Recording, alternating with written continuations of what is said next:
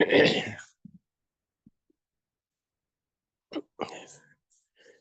हम पढ़ रहे थे कि भगवान देवात्मा के प्रति हमारा श्रद्धा भाव अगर हमें समुचित मात्रा में श्रद्धा भाव जन्मजात बीज रूप में मिला हुआ है, अगर वो दुनिया प्रस्ती के नीच वातावरण के प्रभाव से दुर्बल ना हो गया हो और भगवान के साथ जुड़ने का हमें सौभाग्य मिला हो, यदि हम अपने इस श्रद्धा भाव को अधिक से अधिक उन्नत करना चाहें, विकसित करना चाहें, सुदृढ़ करना चाहें, स्थायी बनाना चाहें, तो हमें क्या क्या विधि अपनानी चाहिए। तो उस विषय में हमने 7 पॉइंट पढ़े थे कल। एक रह गया था 8वां पॉइंट, 33वें अध्याय का है ये। तो ये पढ़ के फिर 34वें अध्याय पर चलेंगे। तो भगवान क्या फरमाते हैं कि देवात्मा के देव रूप के संबंध में सच्ची श्रद्धा के उत्पन्न होने पर उनके ऐसे प्रत्येक श्रद्धावान जन में उनके ऐसे सब सच्चे श्रद्धावान जनों के प्रति भी सम्मान भाव का होना, जागृत होना, विकसित होना अनिवार्य है। कि जो आयु परंत देवात्मा के देव रूप के सच्चे विश्वासी तथा उनके देव रूप के प्रति श्रद्धावान रहे हों, और ऐसे जनों में से उन जनों के प्रति और भी अधिक सम्मान भाव रखना अनिवार्य है कि जिनमें देवात्मा के संबंध में श्रद्धा भाव के भिन्न कृतज्ञता और उनके परम लक्ष्य में सेवा विषय किसी भाव की उत्पत्ति और उन्नति भी हुई हो, और जिन्होंने अपने आत्मा में इन सात्विक भावों की वर्तमानता का भली भांति प्रमाण दिया हो। ऐसे जनों के जीवन चरित्रों से इन विषयों के पाठ और उन पर विचार और इन्हीं विषयों में उनके उपदेशों के पाठ और उन पर विचार करने से भी उनके श्रद्धावान जन में श्रद्धा भाव की उन्नति हो सकती है। भगवान ने बहुत मूल्यवान हमें संदेश दिया है कि श्रद्धा भाव अपने अंदर विकसित करने के लिए एक विधि यह भी है जो हमें अपनानी चाहिए कि हम इसको टुकड़ों में समझते हैं पैरा को, कि हमें एक विधि यह भी अपनानी चाहिए कि जो जो जन जिन जिन के अंदर भगवान देवात्मा के महिमा अभिषेक भगवान के देव रूप के प्रति सच्ची श्रद्धा जागृत हुई हो, विकसित हुई हो, जो सच्चे उनके विश्वासी रहे हों, वफादार रहे हों, और जिनके अंदर कृतज्ञता भाव भी जागा हो, उनके जीवनों से जो ऐसे सुंदर दृष्टांत पैदा हुए हैं जिनसे उनके अंदर इन विश्वासों के जागने का, उन्नत होने के, सुदृढ़ होने के दृष्टांत हमें मिलते हो, उनके प्रति भी हम गहरे श्रद्धा भाव रखें। यहाँ भगवान ने अपने ऐसे प्रचारकों, ऐसे कर्मचारियों, ऐसे महान सेवकों, ऐसे महान शिष्यों के उनकी जीवन गाथाओं को पढ़ने की भी हमें प्रेरणा दी है कि किस व्यक्ति में, किस भगवान के श्रद्धावान में, उनके जीवन में ऐसी कौन सी विशेष बातें थी जो जीवन गाथा पढ़कर ही हमें समझ आ सकती है। मैं जैसे पहले भी कई बार अर्ज कर चुका हूँ, मैं जब समाज में आया शुरू शुरू में, तो मुझे जो जीवन चित्र पढ़ने को मिले, 4 या 5 जीवन चित्र मैंने शुरू शुरू में पढ़े थे, मुझे बहुत अच्छी तरह याद है। एक तो था श्रद्धेय श्रीमान सरदार हरनाम सिंह जी, श्रीमान ईश्वर सिंह जी के पिताजी, उनका जीवन चित्र पढ़ा। एक मैंने जीवन चित्र पढ़ा था श्रीमान नौ सिंह जी का, मृत्यु से जीवन की ओर। एक मैंने जीवन चित्र पढ़ा था श्रद्धेय श्रीमान डॉक्टर श्री राम जी का, दिल्ली के सौभाग्यवान डॉक्टर श्री राम जी। और एक मैंने जीवन चित्र पढ़ा था श्रद्धेय श्रीमान धर्मपाल जी का, भगवान देवात्मा की शरण में। हाँ, 5वां भी मेरे याद है। एक मैंने जीवन चित्र पढ़ा था श्रद्धेय श्रीमान देवर सिंह जी, उनका जीवन चित्र पढ़ा था। और पांचों जीवन चित्र अपनी अपनी सुगंधी, अपनी अपनी खुशबू, अपने अपने प्रकार की, अलग अलग प्रकार की महानता लिए हुए हैं। बहुत सुंदर, इतने प्रेरणादायक शिक्षा। तो शायद अगर हमने किसी नए जन को भगवान की शिक्षा से जोड़ना हो तो इससे आसान मार्ग कोई नहीं है कि उसको जीवन चरित्र दें। हमें दूसरों के जीवन चित्र जल्दी समझ आ सकते हैं, क्योंकि हम मनुष्य हैं, वो भी मनुष्य है। एक एक मनुष्य कहाँ पैदा हुआ, उसके पारिवारिक जन कौन थे, उसकी फैमिली बैकग्राउंड क्या है, उसका वंश कैसा था, वो किस इलाके में रहता था, वहाँ की संस्कृति कैसी थी, वो कैसे विरासत लेकर आया, और कैसे संस्कार उसने लिए, कैसे हालात में वो जन्मा पला, कैसे वो बढ़ा, और भगवान के शरणागत होने से पूर्व उसके कैसे विश्वास थे, कैसी उसकी चिंताएं थी, कैसी उसकी गतियां थी।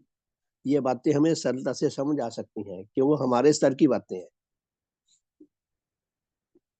और फिर उसके अंदर जब परिवर्तन आने लगे, वो परिवर्तन आते आते कहाँ से कहाँ पहुंच गया।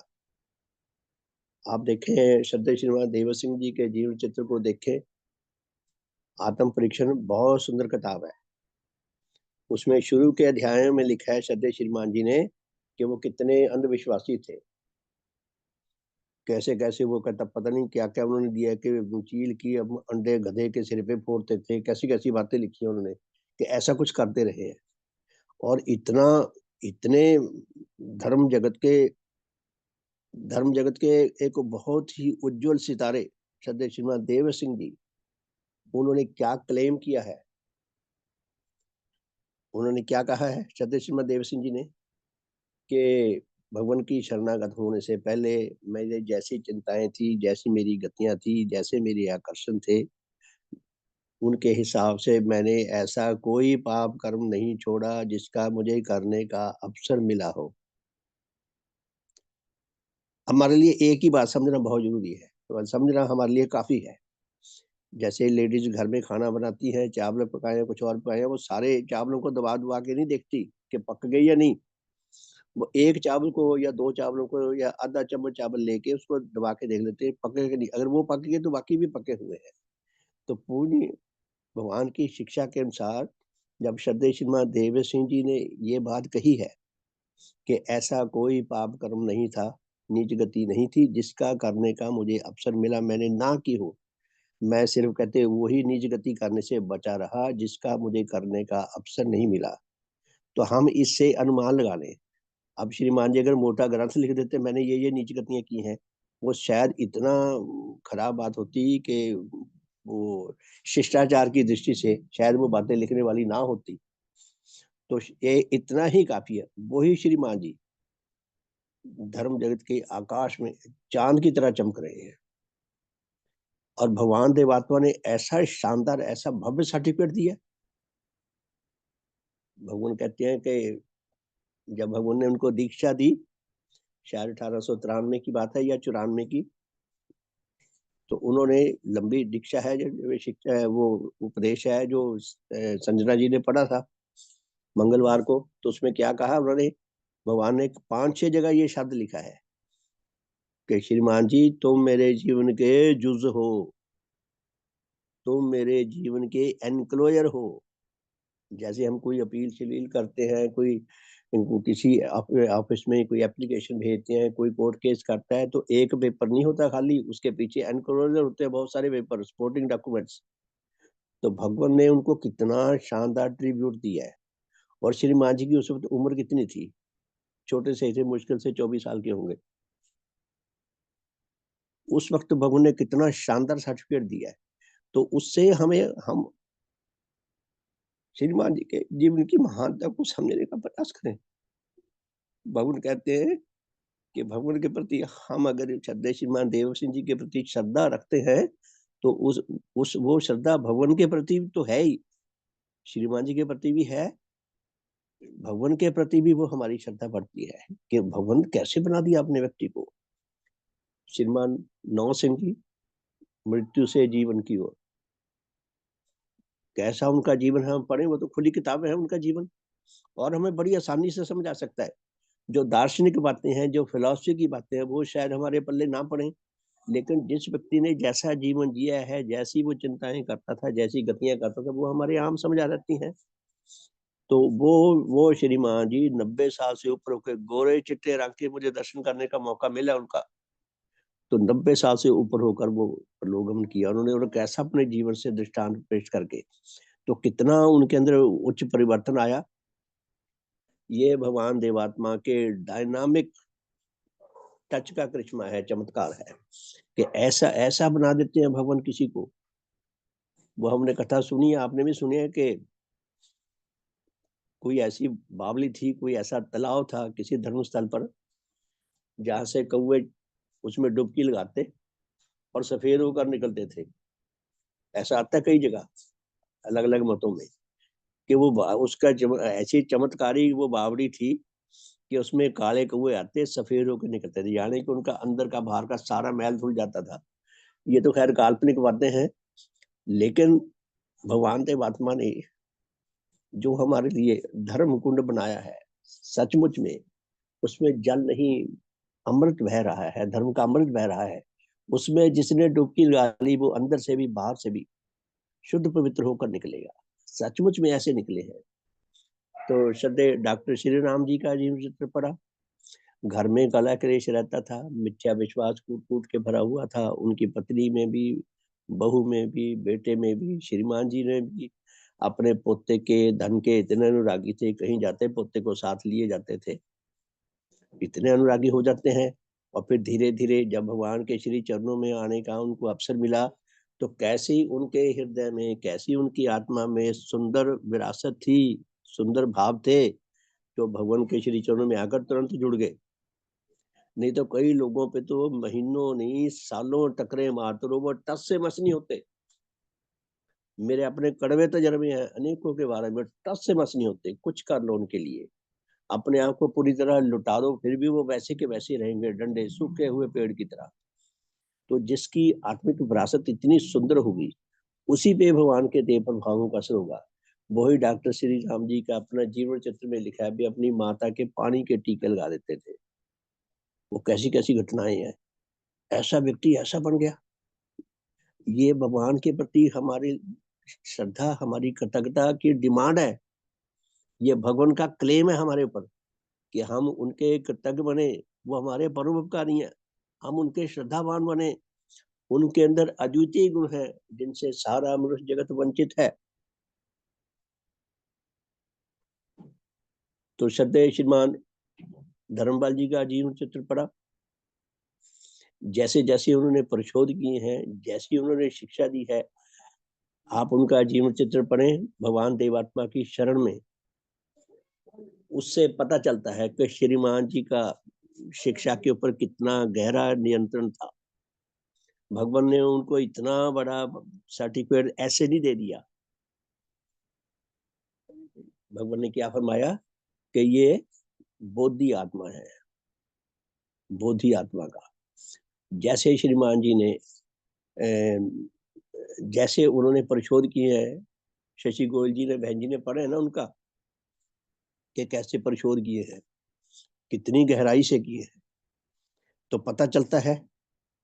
श्रद्धेय श्रीमान सरदार हरनाम सिंह जी, एक बिगड़े हुए नवाब, लैंडलॉर्ड, खूब रुपए पैसों वाले, धन दौलत वाले, राजे महाराजाओं के साथ जिनके संबंध, राजे महाराजाओं के साथ रिश्तेदारी, शिकार शिकार खेलने वाले, मांस खाने वाले, मारपीट करने वाले, क्या क्या नहीं करने वाले। कमाल है उनके अंदर, उनकी आत्मा में जैसे कोई मोती छुपा होता है ना सीप में, सीप के गर्भ में, उनकी आत्मा में श्रद्धा का गुण छुपा हुआ था। श्रद्धेय श्रीमान जी उनको मिल गए मार्ग में जाते हुए।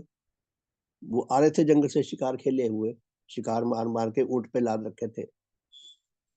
तो श्रीमान जी ने, श्रीमान जी के पहले टच से ही वो इतने गहरे में पकड़े गए कि कमाल ही कर दिया, जीवन कैसा बदल गया उनका। उनका जीवन चित्र के शुरू के टाइटल पेज में ही इतने इतने प्रेरणादायक शब्द लिखे हैं। क्या लिखा है कि ऐसे नौजवान की कहानी है ये, जीवन गाथा है, जिसने अपनी जिंदगी की हारी हुई सारी बाजी को पुनः जीत लिया। ऐसे लोग कितने मिलते हैं। तो भगवान क्या फरमाते हैं, मैं फिर से ये पैरे को पढ़ता हूँ। भगवान कहते हैं कि देवात्मा के देव रूप के स्मरण में सच्ची श्रद्धा के उत्पन्न होने पर, अगर किसी जन्म में सच्ची श्रद्धा उत्पन्न है, सच्ची श्रद्धा क्या है हमें ये भी जानना जरूरी है। सच्ची और झूठी क्या होता है? एक होता है श्रद्धा, श्रद्धा का पखंड करना। हमें समझ कुछ नहीं आ रहा अभी इसके अंदर कोई गुण है, किसी ने कह दिया ये बड़ा गुणवान है, हाँ हाँ जी, हाँ जी, हाँ जी, हम झुक झुक के प्रणाम कर रहे हैं। जो कोई हमारे से पूछे भी आप प्रणाम क्यों कर रहे हैं? आपने देखा होगा, मैंने अनेकों लोगों को कहते सुना है, नेताओं को भी कहते सुना है, एक खिलाड़ी को भी कहते सुना है, कहता है मैं महाराष्ट्र का हूँ, मुझे गर्व है महाराष्ट्र का होने पे। किसी ने कहा मैं भारत का हूँ, मुझे गर्व है भारत का होने पे। किसी ने कहा मैं पाकिस्तान का हूँ, मुझे गर्व है पाकिस्तानी होने में। कोई कहता है मैं अमेरिका का हूँ। अगर उनसे पूछा जाए भी पाकिस्तानी या अमेरिकन या इंग्लैंड का होने वाले में गर्व की क्या बात है, ये तो बताओ कि गर्व क्यों है? कोई मेरे से पूछे, मैं कहूँ मैं भगवान देवात्मा का अनुगत हूँ, सेवक हूँ, शिष्य बनने का प्रयास कर रहा हूँ, मैं भगवान देवात्मा का अनुगत हूँ, मुझे गर्व है। कोई मेरे से पूछे, मुझे पता होना चाहिए, कोई पूछे भाई ऐसे भी गर्व की क्या बात है कि मेरे गुरु ऐसे हैं जो सबसे निराले हैं, अद्वितीय हैं, फॉर एवर अद्वितीय हैं, जिनके देव प्रभावों से मैं झूमने लगता हूँ। मैं अपनी नीच चिंताओं को, नीच गतियों को, नीच घृणाओं को भूलने लगता हूँ। मेरे अंदर उच्च परिवर्तन आने लगता है। अगर ये मेरा क्रम लगातार चलता रहा, निरंतर चलता रहा, तो धीरे धीरे धीरे धीरे मेरी सारी आत्मिक मैल धुल जाएगी। वो काले कौओं की तरह अंदर की भी और बाहर की सारी कालिमा धुल सकती है, और धुली है बड़े लोगों की। तो पुण्यवान क्या फरमाते हैं, हम इस पैरे पे फिर दोबारा ध्यान ले जाएं। भगवान कहते हैं कि देवात्मा के देव रूप के स्मरण में सच्ची श्रद्धा के उत्पन्न होने पर उनके ऐसे प्रत्येक श्रद्धावान जन में, उनके ऐसे सब सच्चे श्रद्धावान जनों के प्रति भी सम्मान भाव का पैदा होना अनिवार्य है, कि जो सारी उम्र देवात्मा के सच्चे विश्वासी और उनके देव रूप के प्रति श्रद्धावान रहे हों, और ऐसे जनों में से उन जनों के प्रति और भी अधिक सम्मान भाव रखना अनिवार्य है, कि जिनमें देवात्मा के स्मरण में श्रद्धा भाव के भिन्न कृतज्ञता और उनके परम लक्ष्य में सेवा विषय किसी भाव की उत्पत्ति और उन्नति भी हुई हो, और जिन्होंने अपने आत्मा में इन सात्विक भावों की वर्तमानता का भली भांति प्रमाण भी दिया हो। भगवान कहते हैं कि जिस श्रद्धावान जन में, जिसके अंदर श्रद्धा भाव देवात्मा के प्रति जागी है, अगर देवात्मा के उन महान सेवकों, महान कर्मचारियों, श्रद्धावानों, भगवान के अनुरागियों के प्रति श्रद्धा नहीं पैदा होती, जो भगवान देवात्मा के अनुरागी हैं, जो व्रती कर्मचारी हैं, जो आत्मबोधि हैं, उनके प्रति यदि श्रद्धा पैदा नहीं होती, इसका अर्थ यह है कि ऐसे जन की श्रद्धा भी धीरे धीरे कम हो जाएगी। हमें उनके प्रति भी हमारे अंदर श्रद्धा श्रद्धा जागनी चाहिए, समय समय पर बढ़नी चाहिए। ये नेचर का ये नियम है कि जिसको हम प्यार करते हैं, जिसके हम अनुरागी बनते हैं, वो जिसके साथ जुड़ा है उनका भी हमें अनुरागी बनना पड़ेगा। यानी कि उनके प्रति भी हमें उचित रूप से सम्मान, जीवंत रूप में सम्मान रखना पड़ेगा, सम्मान बढ़ेगा। अगर ऐसा नहीं होता तो सर अर्थ है कि हमारी श्रद्धा देवात्मा के प्रति भी घट सकती है। तो प्यारे साथियों, आगे क्या लिखते हैं भगवान, ऐसे जनों के जीवन चरित्रों से इन विषयों के पाठ और उन पर विचार, और इन्हीं विषयों में उनके उपदेशों के पाठ और उन पर विचार करने से भी देवात्मा के उनके श्रद्धावान जन में श्रद्धा भाव की उन्नति हो सकती है। भगवान के प्रति भी हमारी श्रद्धा बढ़ेगी। हमने जीवन चरित्र पढ़ने श्रीमान देवर सिंह जी का, श्रीमान भाई मोहन जी के मैं टाइप कर रहा हूँ। बड़ी मुझे खराब दशा में पुस्तक मिली और रोज उसका एक पेज उखड़ जाता है, फट जाता है। मैंने कहा भी एक बार मैंने टाइप जरूर कर देना है। तो लगभग वो कंप्लीट हमने हिंदी में ट्रांसलेट तो कर लिया। अब कुछ पेजेस टाइप करने रह गए, उसके बाद एडिटिंग हो जाएगी। उसके बाद अगर उसकी वो कापी किताब वेस्ट जैसी ही है, तो जब मेरे पास है तो किसी और से भी मिल सकती है उसकी दूसरी कॉपी भी। नहीं भी मिलेगी तो अभी भी मैंने उसको ऐसे संभाल के रखा हुआ है जैसे कोई अपनी जान को संभाल के रखता है, ताकि अगर एडिटिंग में कुछ देखना पड़ जाए। तो कहने का अर्थ ये है कि हम जिसके अनुरागी होंगे, जिसके प्रति हमारा आकर्षण होगा, प्रेम होगा, जो उसके साथ जुड़े हैं, उनके प्रति भी हमारा सच्चा स्नेह, निस्वार्थ स्नेह, निस्वार्थ प्रेम, श्रद्धा जागनी चाहिए, जागेगी। अगर नहीं जागती तो हमारी श्रद्धा में कहीं ना कहीं खोट है। तो भगवान कहते हैं कि भी भगवान के जो श्रद्धावान है उनके जीवन चित्रों को पढ़ो, उनको पढ़कर उनके प्रति भी, उनके महान जीवन चित्रों के गुणों को जानने का, समझने का प्रयास करो। पर ये जानने का प्रयास करो कि ये गुण उनमें कहाँ से आए। भगवान देवात्मा से आए। भगवान देवात्मा के प्रभावों में रहकर उनके अंदर ऐसे गुण आए। तो शुभ हो। हाँ जी, कोई अपना भाव प्रकाश करना चाहे, अपना अनुभव को शेयर करना चाहे, उसका स्वागत है। शुभ हो।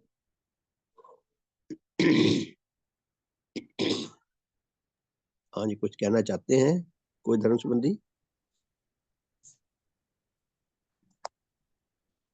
शुभ श्रीमान जी। शुभ हो जी, शुभ अर्पित जी, वेलकम। जी श्रीमान जी, मुझे जहाँ तक वो लगता है कि भगवान दी आत्मा ये कहना चाहते हैं कि कि हमें श्रद्धा भाव जगाना चाहते हैं, ताकि क्योंकि ये श्रद्धा भाव ही धर्म की पहली सीढ़ी है। शुभ हो, शुभ हो जी। जी धन्यवाद। सुदेश जी, आपने शायद माइक ऑन किया था। हाँ जी, सदैव की जय। सदैव की जय जी। हाँ जी। भगवान परम पूजनीय भगवान देवात्मा का कहना है कि अ, भगवान के प्रति श्रद्धा भाव ऐसे भी बढ़ता है जैसे हम उनके जो पूर्वज हैं उनके जीवनों को पढ़ें और उनके प्रति हम अपनी श्रद्धा रखें, क्योंकि वो उनके माता पिता हैं, दादा दादी हैं, नाना नानी है, क्योंकि उनसे ही भगवान देवात्मा में जो गुणों का विस्तार हुआ है, सद्गुणों का, तो उनसे भी हम उनके को याद कर सकते हैं। और भगवान के जो जहाँ-जहाँ भगवान ने निवास किया है, वहाँ-वहाँ भी हम उसकी यात्रा कर सकते हैं। तो तब भी हमारे हृदय में भगवान के प्रति सच्ची श्रद्धा उत्पन्न होएगी। और जब उनके ग्रंथों को पढ़ते हैं, सुनते हैं, खुद पढ़ते हैं या दूसरों से पढ़ते सुनते हैं, तो भी हमारे हृदय में श्रद्धा भाव की उत्पत्ति होगी। और देवात्मा के देव रूप के संबंध में सच्ची श्रद्धा जब उत्पन्न होगी, तो हम जैसे जो उनके अनुगत रहे हैं, जो हमारे उच्च परलोकवासी हैं, उनसे भी हम श्रद्धा भाव से उनके जीवन चरित्रों को पढ़ेंगे या उनसे भी प्यार करेंगे या उनके प्रति भी हमारा सम्मान भाव, आदर भाव पैदा होगा। तो हम सच्ची श्रद्धा हमारी बढ़ सकती है। तो भगवान का कहना है कि जो मेरे संबंध में जो लेख हैं, उपदेश हैं, उनको पढ़ने से भी सच्ची श्रद्धा उत्पन्न होगी। तो जो भगवान के शिष्य रहे हैं, जैसे आपने नाम गिनवाए और भी कितने नाम हैं, हम उनके भजन भी गाते हैं, उनके लेखों को पढ़ते हैं, साहित्य को पढ़ते हैं। तो वो श्रद्धा भाव अगर हमारे अंदर निरंतर जागृत रहता है, तो हमारे अंदर कृतज्ञता का भाव भी पैदा हो सकता है। शुभ हो, शुभ हो। धन्यवाद बहन जी, धन्यवाद। हाँ जी, कोई और शेयर करना चाहे अपना अनुभव? शुभ हो। शुभ हो। शुभ हो रेणु मेरे जी, शुभ हो। हाँ, मेरे को अपनी सोच के हिसाब से तो ऐसा भी लगता है कि हम सबसे पहले अपने अंदर ही देख के श्रद्धा भाव जगा सकते हैं ना, कि हम कहाँ थे और कहाँ पहुंच रहे हैं। कि मतलब फिर भी लग रहा है कि पीछे हैं, लेकिन पीछे की जिंदगी से देखें तो हम लोग कहाँ से कहाँ पहुंचे हैं, वो भगवान की शिक्षा ने ही पहुंचाया है औरों के मुकाबले। बाकी मेरे अंदर और जाग पाई ये श्रद्धा भाव कि अभी मेरे को बहुत कम लगता है, सम्मान है भगवान के लिए, लेकिन और अधिक जागे। आप लोगों को देख के लगता है कि बहुत कम है। शुभ हो। शुभ हो, धन्यवाद जी, शुभ हो। मेरे पास एक कोई कॉल आई थी, उसमें मेरी आवाज शायद कुछ दब गई। मैं एक बार ना निकल के ना बाहर दोबारा जुड़ता हूँ। शुभ हो, आप इतने भाव प्रकाश करें, कोई करना चाहे तो।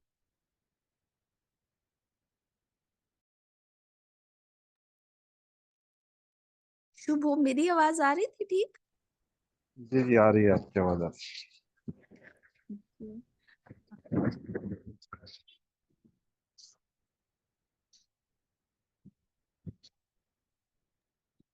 शुभ हो श्रीमान जी। शुभ हो जी। श्रीमान जी, इस पर आप भी कुछ वो कहें। मेरा ये विचार चल रहा था कि श्रद्धा भाव जो होता है वो गुणों को देखना और फिर उन गुणों के प्रति आकर्षण महसूस करके उन गुणों को अपने जीवन में उतारने का प्रयास करना। ठीक है, इससे सहमत है? जी हाँ जी जी, मेरा श्रीमान भी जी। यही मानना है श्रीमान जी। सहमत है। आपने हाँ, दो चार शब्दों में ही बहुत कुछ बता दिया श्रीमान जी।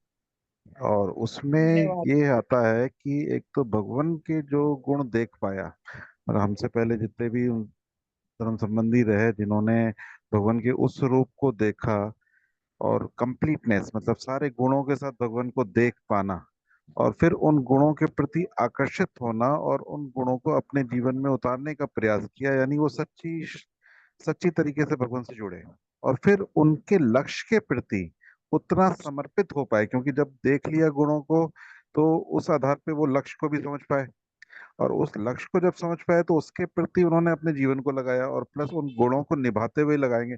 स्वाभाविक है, भगवान के लक्ष्य के प्रति कोई भी चलेगा तो भगवान के गुणों के बिना तो नहीं चल पाएगा। यानी भगवान के गुणों के साथ में जीते हुए उस लक्ष्य के प्रति कार्य करते रहना और फिर जो नए जन हैं वो उन लोगों को अनुसरण करते हुए भगवान को समझ पाना। मतलब होता है जब भगवान स्वयं है तो हम भगवान को देख रहे हैं, अब हम भगवान के सेवादारों को देख रहे हैं कि वो किस श्रद्धा से लगे हुए हैं, फिर उनके अंदर के गुणों को देखते हैं तो फिर वो एक दिशा देते हैं कि ये गुण मैंने भगवान से सीखा, फिर हम भगवान के जीवन को समझने का प्रयास करते हैं। तो ऐसे करते ये चेन चलती है जो कि भगवान के गुण किसी भी जन में आने की संभावना रखते हैं, क्योंकि ये श्रद्धा की चेन है और उसके आधार पे हमारे जीवन में भी वो गुण उतर पाते हैं जिससे हम आगे आने वाली पीढ़ी के लिए वो कार्य कर सकें। बात पकड़ पा रहे हैं आप? जी जी हाँ जी, श्रीमान। शुभ जी। हाँ, शुभ तो हाँ जी, ये हरप्रीत जी। जी अच्छा जी, शुभ जी। जी बोलिए। शुभ जी। हाँ, एक्चुअली बस वही बात चल रही थी कि जो 8वां नंबर था वो किस प्रकार से आज की अवस्था को और ज्यादा बेहतर कर सकता है, जो भगवान का सपना रहा है कि देव समाज भगवान की शिक्षा चारों जगतों में फैले है, कि किस प्रकार से कोई भी श्रद्धावान जो हम देखते आए हैं, जो भी भगवान की सेवाएं दे रहे हैं या हमसे पहले भी दे चुके हैं, उनके प्रति जब हम उनकी सेवाएं देखते हैं और उनकी जो गुणों के आधार पर उनके प्रति हमारी श्रद्धा जागती है, तो वो श्रद्धा हमें भगवान के पास ले जाती है और भगवान के गुणों को हम देखने की परख पा पाते हैं उस चेन के माध्यम से। यानी भगवान को पूरी तरीके से समझना, यानी उसके प्रत्येक श्रद्धावान, यानी जो उनके पुस्तकें हैं उनकी जीवन चरित्रों को जब हम पढ़ते हैं और उस पर विचार करना, इसमें दो चीजें, सिर्फ पाठ करना नहीं है, उन पर विचार करना भी है कि वो जो गुण हम देख पा रहे हैं पाठ करने से, जो एक किसी भी उच्च संबंधी का हमें मालूम पड़ा और उसको जो हमने पढ़ा पुस्तक में, उस पर हमने विचार किया कि ये गुण कैसे बढ़ा होगा, उनके जीवन में कैसे बढ़ा होगा और फिर व्यक्त कैसे हुआ होगा। इस पे जब गहन विचार होगा ना तो उस गुणों के हमारे जीवन में आने की संभावना बढ़ जाती है और श्रद्धा बढ़ती है। श्रद्धा बढ़ने से वो उन गुणों के हमारे जीवन में आने की संभावना बढ़ जाती है। उस प्रकार से ही हमारा जीवन श्रेष्ठता की ओर बढ़ता है। तो ये 8वां अध्याय अगर इसे बिल्कुल विस्तार से करें तो पूरी पूरी संभावना है कि उन गुणों को हमारे अंदर आने की संभावना पूरी पूरी हो जाती है जब इस तरीके से हम आगे बढ़ते हैं। तो बाकी अच्छा पॉइंट है ये। धन्यवाद श्रीमान जी। शुभ बहुत सुंदर, आपने बहुत सुंदर व्याख्या दी श्रीमान जी। बात वही है, पुण्यवान ने ये जो दिया है, स्टेप बाय स्टेप दिया है कि हम स्टेप बाय स्टेप करें तो हम ऊपर की ओर जाते हैं, विकास की ओर जाते हैं। कि जब हमें किसी के गुण अच्छे लगते हैं तभी हम आकर्षित होते हैं, जब आकर्षित होते हैं तभी हमारे अंदर उसके निकट जाने की, उसके साथ जुड़ने की हमारे अंदर प्रेरणाएं पैदा होती हैं, तभी हमारे अंदर उसके प्रति श्रद्धा जागने लगती है। और धीरे धीरे जब हम उनके अनुगतों को देखते हैं भी, कमाल भाई ये क्या से क्या बन गए, ये क्या थे और क्या बन गए, कितना भारी अंतर आ गया, तो वो हमारे अंदर भाव विकसित होता है। आपने बहुत सुंदर व्याख्या की, बहुत बहुत धन्यवाद। तो प्यारे धर्म साथियों, ये अध्याय तो हुआ पूर्ण। अब हम 34वें अध्याय की ओर आ रहे हैं। तो 34वें अध्याय है दिया है भगवान देवात्मा ने इसमें कि देवात्मा के संबंध में कृतज्ञ भाव की उन्नति के साधनों की विधि। कि परम पूज्य भगवान देवात्मा के प्रति हमारे अंदर कृतज्ञ भाव जागे और हम उसको विकसित कर सकें, सुदृढ़ कर सकें, स्थायी बना सकें। पहले हमें ये जानने की जरूरत है कि कृतज्ञ भाव होता क्या है। पूज्य भगवान के शिक्षा में यही ब्यूटी है कि पहले वो परिभाषित करते हैं, उसे परिभाषा देते हैं उसकी। तो प्रश्न है कि देवात्मा के संबंध में उनका कोई कृतज्ञ जन अपने कृतज्ञ भाव की उन्नति क्यों कर सकता है। कि भगवान के प्रति हमारी कृतज्ञता का भाव कैसे उन्नत हो सकता है। तो उत्तर देते हैं भगवान, जब तक कोई जन केवल ऋण परिशोध भाव से प्रेरित होकर अपनी ओर से अर्थात अपने आप उनके संबंध में कोई विशुद्ध सेवा करना न चाहता हो। फिर सुनिए ध्यान से, एक एक शब्द का बहुत ही यहाँ मूल्य है। भगवान फरमाते हैं कि जब तक कोई जन केवल ऋण परिशोध भाव से प्रेरित होकर अपनी ओर से अर्थात अपने आप उनके संबंध में कोई विशुद्ध सेवा करना न चाहता हो, वह उनकी सेवा करके उससे वह कोई उच्च रस व उच्च सुख प्राप्त न करता हो, उसे कोई उच्च रस व उच्च सुख न मिलता हो, और ऐसी कोई सेवा न करके कोई दुख बोध न हो करता हो, तब तक इस बात का कोई प्रमाण नहीं कि उसमें देवात्मा के संबंध में किसी सच्चे कृतज्ञ भाव की उत्पत्ति हुई है। देखिए आप, मैं वैसे राजनीति की बातें नहीं करनी चाहिए, लेकिन कई कई हमारे नेता ऐसे हैं जिन्होंने बहुत पाप करते हैं, भारत की जनता को मुफ्तखोरा बना रहे हैं, वो अलग अलग लालच दिए जा रहे हैं। मैंने वहां पर उसमें लिखा है उनके कमेंट्स में कि जो नेता जनसाधारण को मुफ्तखोरे बनाने की ओर धकेलता है वो महापाप करता है। वो अपना भी अपमान करता है, जनसाधारण का भी अपमान करता है, अपने पूर्वजों का भी अपमान करता है, और आध्यात्मिक दृष्टि से महापापी है। नेचर में मुफ्त तो भगवान क्या कहते हैं, यही तो भगवान कह रहे हैं, साधारण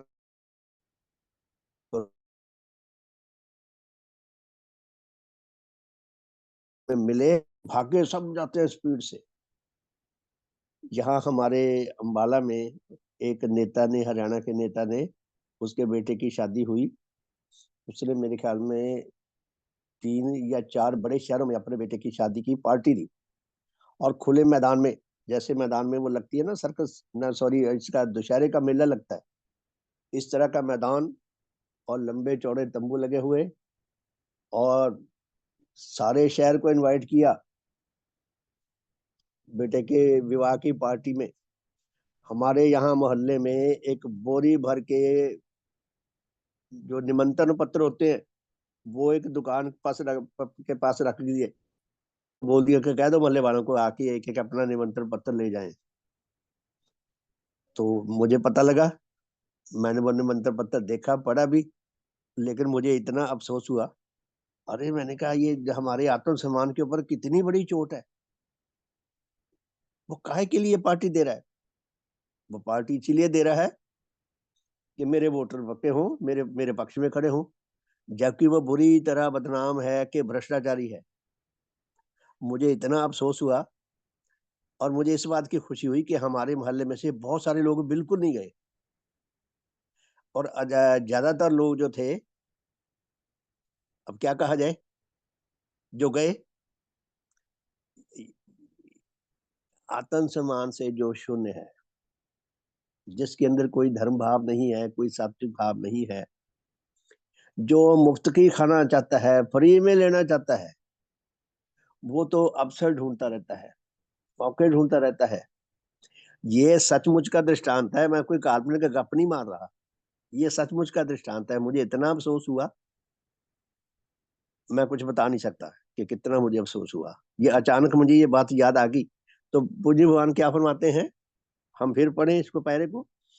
भगवान कहते हैं कि जब तक कोई जन केवल ऋण परिशोध के भाव से प्रेरित होकर अपनी ओर से अर्थात अपने आप देवात्मा के संबंध में कोई विशुद्ध सेवा करना न चाहता हो, भगवान से उपकार तो ले लिए या अपने किसी उपकारी से उपकार तो ले लिए, बदले में प्रत्युपकार ना करना चाहता हो, वह उनकी सेवा करके उससे उसे कोई उच्च सुख व उच्च रस ना मिलता हो, भगवान के मिशन की किसी भी प्रकार से सेवा करके उसे उच्च सुख ना मिलता हो, उच्च रस ना मिलता हो, और सेवा ना करके उसको दुख ना मिलता हो, यानी कि पक्का ढीठ है जो, पक्का ढीठ है जो, तब तक इस बात का उसके जीवन से कोई प्रमाण नहीं मिलता कि उसमें देवात्मा के संबंध में सच्चे कृतज्ञ भाव की उत्पत्ति हुई है। उसके आचरण से यह प्रमाणित होता है कि उसके आत्मा में कृतज्ञ भाव की कोई जागृति नहीं हुई। पता नहीं बीज है भी या नहीं, ऐसा भी हो सकता है कि बीज हो से समझ ना आया हो, लेकिन अगर बार बार यही रिपीटेड यही होता है तो पक्के ढीठ है ऐसे लोग। तो पुण्यवान आगे क्या कहते हैं, इसलिए ऐसी दशा में यदि कोई जन अपने आप को अपने मुंह व लेख के द्वारा उनका उपकृत व कृतज्ञ प्रकट भी करे, ऐसा जन जिसने कोई सेवा ना करी हो, कोई सेवा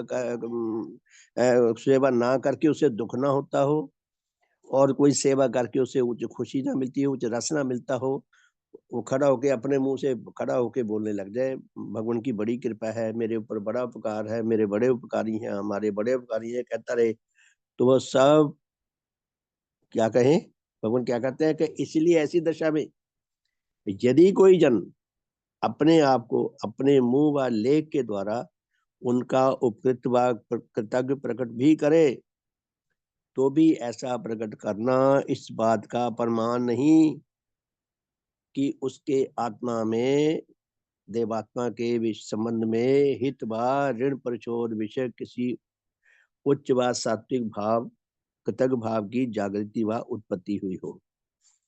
आई भाषा वो तो मुख से कुछ भी कहता रहे, उससे ये प्रमाण नहीं मिलता कि वो अंदर से सच्चे अर्थों में कृतज्ञ है।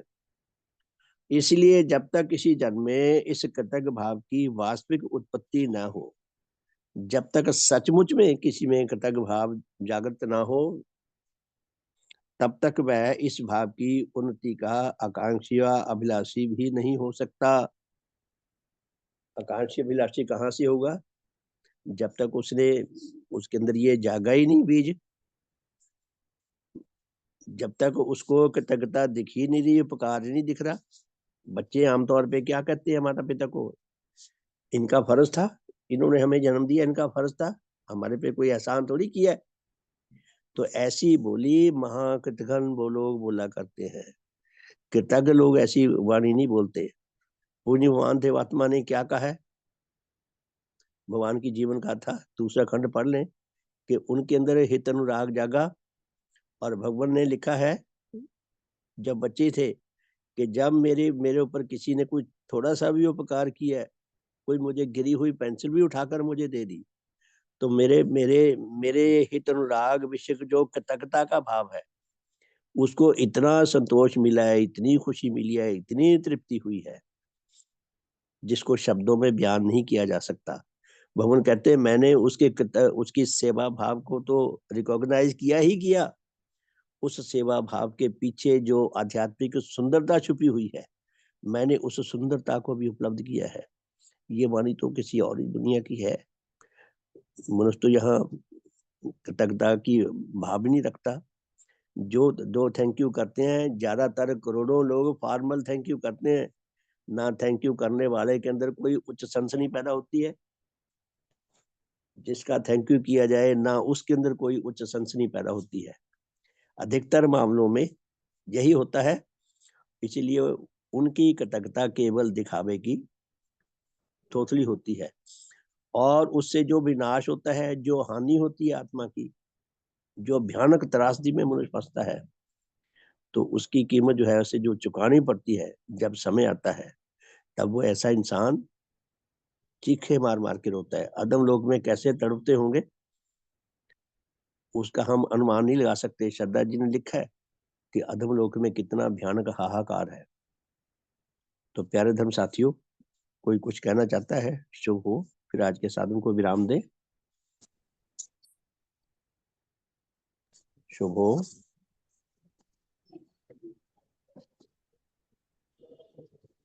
डोगरा जी, आपकी आवाज नहीं आ रही। श्रीमान जी वो गलती से उधर हो गया था। कोई बात नहीं, अब आई है, ठीक है। हाँ जी जी, जी। हाँ जी, हाँ जी श्रीमान जी, ये आप तो बहुत अच्छे ढंग से बताते हो, गुंजाइश ही नहीं रहती कुछ कहने की। आपके बताने का ढंग, आपका जो वो कहते हैं अध्ययन जो है वो बहुत गहराई में जाके आप करते हैं, और फिर आगे जो उसका वृतांत आप सुनाते हैं ना, तो उसमें कोई गुंजाइश ही नजर नहीं आती कि कुछ कहा जाए। आपका बहुत बहुत धन्यवाद। शुभ हो आपका। श्रीमान जी, आपका बहुत बहुत धन्यवाद। ये भगवान की कृपा है हम सब पे। बोल आप भी सकते हैं, लेकिन कई बार ना हमारा अभ्यास नहीं होता, इसलिए अंदर ही दबे रह जाते हैं शब्द। हमारे दिल उछलते हैं, छलांगे मारते हैं, हम कुछ कहना चाहते हैं। कई बार हमारा संकोच नहीं हमें बोल देता, कई बार हमारे पास शब्द नहीं होते। हमें होमवर्क करेंगे तो हमें शब्द भी मिलेंगे, हमारा संकोच भी टूटेगा। भाव जो है ना वो सिर चढ़ के बोलता है। कोई भी भाव है, अगर भाव है सचमुच का, जीवंत भाव है, अगर तो दिखावे का तो हम पीछे बैठे रहेंगे। अगर सचमुच का भाव है तो वह सिर चढ़ के बोलेगा। तो बहुत बहुत धन्यवाद। सबका शुभ हो, सबका भला हो, भगवान की कृपा हम पर बनी रहे। हमारी ये मंगल यात्रा ऐसी चलती रहे, निरंतर चलती रहे। ये ग्रंथ का जब ये 40 अध्याय पूरे हो जाएंगे, फिर इसको पुनः शुरू करेंगे। अब अगले बार जब हम दोबारा शुरू करेंगे, हम और सुंदर ढंग से इसको समझ सकेंगे। अब मैं अगले बार हर चैप्टर के जिस्ट भी लिखा करूंगा, उसका संक्षेप भी लिखा करूंगा, ताकि हमारे पास एक परमानेंट रिकॉर्ड बन जाए। और उसको मैं फेसबुक पे, व्हाट्सएप पे डालने का प्रयास भी करूंगा। एक एक अध्याय का जिस्ट लिखना, उसका संक्षेप में लिखना ज्यादा सरल है, ज्यादा आसान है। तो ऐसा भी प्रयास करेंगे। तो सबका शुभ हो, सबका भला हो, सबका मंगल हो, सबका कल्याण हो। भगवान की कृपा जो हम पर निरंतर बरस रही है, हम उसका सदुपयोग करना सीख सके, सदुपयोग करने लग जाएं। हमारे भले का मार्ग प्रशस्त हो, औरों के भले का मार्ग प्रशस्त हो। सबका शुभ हो, सबका भला हो, सबका मंगल हो, सबका कल्याण हो। भगवान देवात्मा की जय। भगवान देवात्मा की जय। भगवान देवात्मा की जय। भगवान देवात्मा की जय। सबका शुभ हो, सबका हित हो, सबका मंगल हो, सबका कल्याण हो। शुभ संध्या। तो रात को मिलेंगे जी 8:40 पे। आपके लिए एक छोटी सी सूचना है, बड़ी प्यारी सी। आज रात भजन रात्रि है। और बहुत ही खुशी की बात है कि अर्पित जी ने कहा है कि भजन रात्रि में डोगरा जी तो अभी थोड़ा रेस्ट भी कर रहे हैं। तो अर्पित जी कह रहे हैं जी आज भजन रात्रि में मैं संचालक के रूप में अभिनय करूंगा, संचालक का रोल मैं अदा करूंगा। तो बड़ी खुशी की बात है। तो अर्पित जी के संचालन में रात को हम भजन गाएंगे, सब मिलकर अपना अपना अंश डाला करें, तभी हमारे अंदर ये कुछ योग्यता भी बढ़ेगी, हमारा प्रयास भी बढ़ेगा। जैसे भगवान ने भजन में कहा है ना कि बिन सेवा नहीं प्रीति जागे, बिन प्रीति नहीं अपनत भागे। सेवा करें, अपनी इन्वॉल्वमेंट हम करेंगे ना, तब हमें अपना अधिकार भी महसूस होगा कि मैंने ये काम करा, मैं इसको बिगड़ने नहीं देना चाहता, मैं इसको बिगड़ने नहीं दूंगा। तो मैं सबसे ये प्रार्थना करूंगा, चाहे एक एक पद गाएं, नहीं गा सकते तो किसी पद की व्याख्या कर दें, या उस भजन को पढ़कर जो अच्छा लगा वो बोल दे, 1 मिनट के लिए बोल दे, 2 मिनट के लिए बोल दे। अपने आप को इन्वॉल्व जरूर करें, कुछ ना कुछ अंश ले। तो सबका शुभ हो, बहुत बहुत धन्यवाद। सबका शुभ हो, सबका हित हो, सबका मंगल हो, सबका कल्याण हो। बहुत बहुत धन्यवाद। शुभ संध्या। शारदा बत्रा जी, आप कुछ कहना चाहती हैं? श्रीमान जी शुभ हो। मैं कह शुभ हो रही हूँ बहन जी। कभी कभी मेरा नंबर लगा दिया करो, फिर मेरी प्रैक्टिस होगी ना तभी। यहाँ तो छीननी पड़ेगी जी। अब कहते हैं ना कि जब जनता ज्यादा हो जाए तो मुझे छीन दे। नहीं छीनी जाती नहीं ना, अब गुरु के चरणों में आके फिर छीनने वाली तो हैबिट नहीं रही ना। सेवा तो छीननी पड़ती है, सेवा तो छीन के ली जाती है। वो हैबिट नहीं है ना सेवा तो छीनने छीन के वाली। ली जाती है। तो आप नाम बोल दोगे तो फिर मैं सोचूंगी भाई मेरे को हाँ जी, बोलना है। मैं माफी चाहता हूँ, मैं मुझे ध्यान नहीं रहता। आप पहला भजन आप ही गाया करो। धन्यवाद आपका। अच्छा और उसके लिए ठीक आपको ना है। समयबद्ध होना पड़ेगा, टाइम पे आना पड़ेगा, जल्दी आना पड़ेगा। हाँ जिसने जी। सबसे पहले दौड़ मारना ना, उसको हाँ बहुत पहले जी, आना पड़ता है। में जिस दिन ठीक है। सभा होती है उस दिन मैं पहले आके बैठता हूँ, ताकि जो मैंने भजन श्रीमान जी, को, हमें वो आता है ना कि हमें बोलना नहीं आता, तो सारे कहेंगे कैसा बोल रहे जी हैं। आपको बोलना आता है, आप गाने लगी, क्यों नहीं बोलना, कि मैं तो नहीं मानता भी आपको बोलना नहीं आता। आपको बोलना, नहीं, वो हिसाब नहीं है ना, जो इनके अब आवाज है, हिसाब, हमारी आवाज हाँ वो जी, नहीं है मेरे ना। अंदर भी कहाँ साफ था, मुझे तो ये शिक्षा समझ ही नहीं आती थी पहले। अब हाँ धीरे जी। धीरे, हाँ तो जो कहते हैं ना, जिसने संकोच किया वो दबा रह गया। अपने हाँ, संकोच पर को त्यागो सब। बहुत बहुत कभी कभी धन्यवाद, बड़ी पुस्तक खुशी भी की बात है, अभी पढ़ूंगी। आपने क्लेम करा भी मैं भी, तो वही रात ना, को मेरे को पहले आप ही ने खाना पुस्तक बता देना है। ना, मैं कभी कभी वो भी पढ़ा करूंगी। हैं जी, पुस्तक, तो वाह वाह पुस्तक वाह, भी मजे आ गया। हाँ, कभी कभी पढ़ा करूंगी ना, फिर ये प्रैक्टिस तो होगी बहुत, एक दो ठीक है, आप तैयारी करो, तो फिर अगले हाँ हफ्ते की आपको शनिवार रात को आपको देंगे, करोगे, बोलो अभी हाँ, से।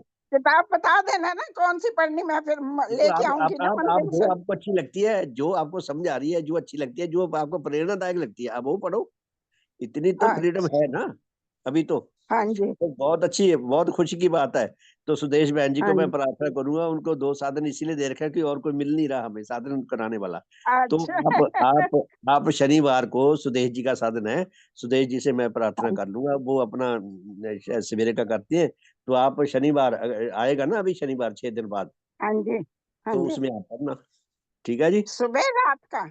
रात की है आपकी। हाँ, रात्रि का ही, वही मैं क्या सुबह का तो हाँ, ना देना, तो कई बार तो मैं सोती रह जाती हूँ। अभी से तैयारी करनी शुरू कर दो। हाँ देखो जी, ठीक है। आपके अंदर भाव है ना, वो जोर मार रहे हैं, ये जोर वही हाँ आगे जी, बढ़ते हैं, इसके अंदर भाव जोर मारते हैं। हाँ बहुत बहुत जी, धन्यवाद आपका। ठीक है। ठीक है, धन्यवाद। शुभ हो श्रीमान जी, शुभ शुभ हो। हो जी, बहुत अच्छी बात है, बड़ी खुशी की बात है, शुभ संध्या। तो रात को मिलते हाँ, हैं जी 8:40 पे, बहुत बहुत धन्यवाद जी। शुभ हो।